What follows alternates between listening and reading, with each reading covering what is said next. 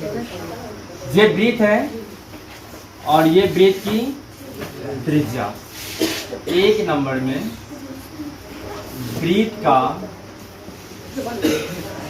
त्रिज्या, यदि वृत्त की त्रिज्या r है तो दूसरा वृत्त का व्यास, वृत्त का व्यास, वृत्त के व्यास को हम d से सूचित करते हैं और d बराबर 2r होता है। कहने का मतलब वृत्त का जो व्यास होता है वो त्रिज्या के 2 गुना होता है। ठीक है। तीसरा वृत्त का परिधि, यदि वृत्त का त्रिज्या r है तो वृत्त का जो परिधि होगा वो 2 पाई r होगा, 2 पाई r होगा। चौथा वृत्त का क्षेत्रफल पाई r स्क्वायर होता है।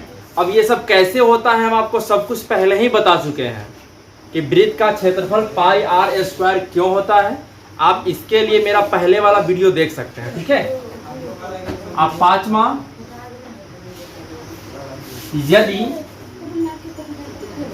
हम दो त्रिज्या से, एक त्रिज्या ये और दूसरा त्रिज्या ये, दोनों त्रिज्या से घिरे क्षेत्रफल को हम त्रिज्यखंड कहते हैं या त्रिज्य क्षेत्र भी कहते हैं।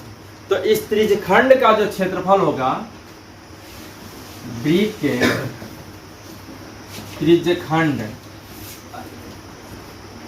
का क्षेत्रफल थीटा बाई 360 गुने पाई r स्क्वायर होता है। दूसरा त्रिज्यखंड के चाप की लंबाई, चाप की लंबाई अर्थात L बराबर थीटा बाई 360 गुने 2 पाई r होता है। सातवां, ये हमारा वृत्त है और ये कोई जीवा है और ये इसका केंद्र है O A B। तो यहाँ एक त्रिभुज बन रहा है O A B। तो त्रिभुज O A B का क्षेत्रफल होता है 1/2 r स्क्वायर साइन थीटा। त्रिभुज O A B का क्षेत्रफल होता है 1/2 r स्क्वायर साइन थीटा।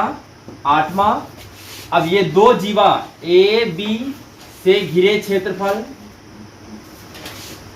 अर्थात इसे हम लघु वृत्तखंड कहते हैं। लघु वृत्तखंड, इसे हम लघु वृत्तखंड कहते हैं। तो लघु वृत्तखंड का क्षेत्रफल, लघु वृत्तखंड का क्षेत्रफल होता है थीटा बाई 360 गुने पाई r square minus 1/2 r square sine theta. ये हमारा त्रिज्यखंड है A O B, ये पूरा एक त्रिज्यखंड है।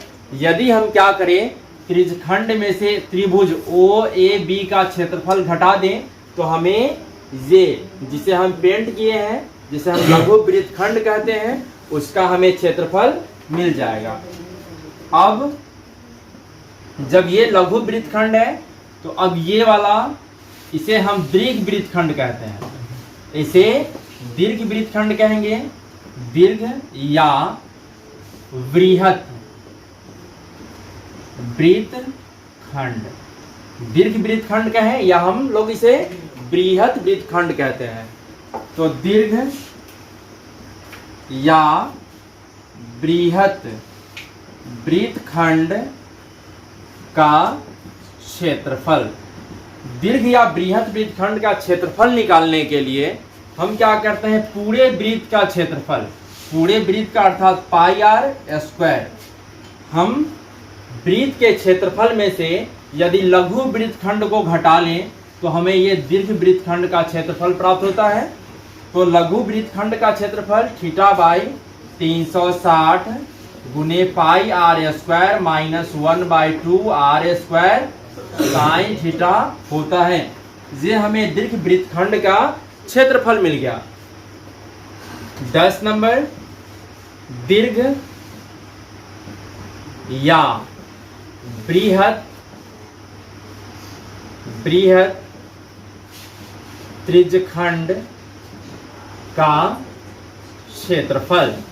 इसके लिए हम क्या करते हैं, पूरे वृत्त के क्षेत्रफल में से अर्थात पाई आर स्क्वायर में से हम त्रिज्यखंड का क्षेत्रफल घटा लेते हैं, अर्थात माइनस थीटा बाई 360 गुने पाई आर स्क्वायर।